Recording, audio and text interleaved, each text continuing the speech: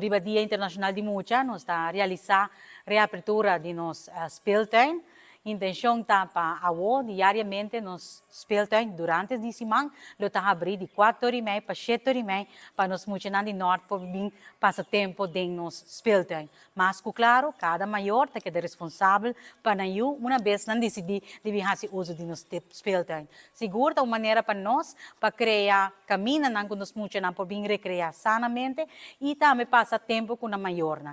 Outro projeto que nós temos, que nós queremos no centro, viagem mais acessível. Acessível no sentido que não por chegar e tem algo de raça. Voral para nós jovens. Nós percorrer para nós ping-pong tafel tá abrir, muito não por vir aqui também nós percorrer para pôr back de função é parte de vôlei, é parte de mini futebol.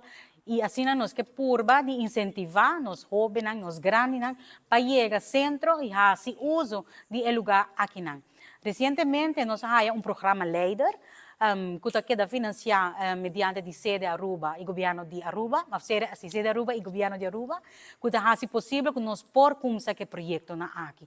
Até que recém nós temos uma pessoa que nos pode encargar com a execução de dicho programa, pero aqui mediante a possibilidade que queda apresentar a nós vamos abrir centro e assim é acessível para o público. Nós chamamos cada um de vocês, bom vinir. Se você tem mais perguntas, message nos via Facebook, nos Facebook está ativo e nós está compartilhando informação.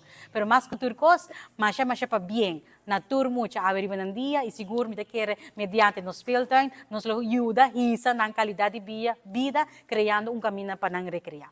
Outra coisa muito grande que tem um lugar a que nós também coronar nos reina infantil oficialmente. Tem que recém, então nós princesita Norte e sua maior não a decidir cumprir com seu desejo para representar Norte como reina infantil e sua coronação também tem um lugar a dentro nos speeltuin que vai quedar abrir dentro de pouco.